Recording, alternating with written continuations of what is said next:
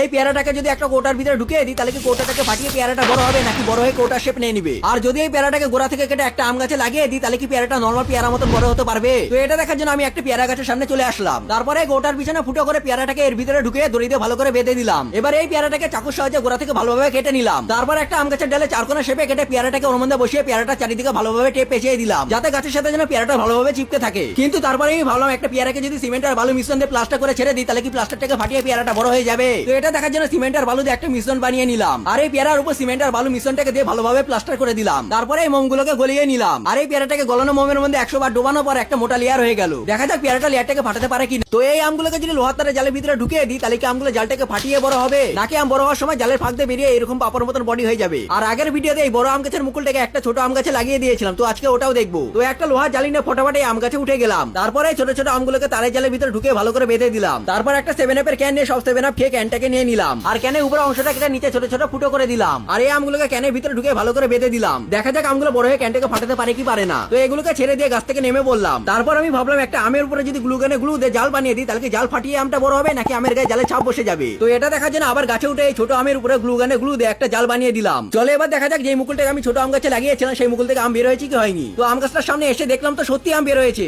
আরে না, এটা আমি লাগিয়েছি আর মুকুলটার অবস্থা এরকম হয়ে গেছিল। আর আমগুলো পার্ট 2 দেখার জন্য লাইক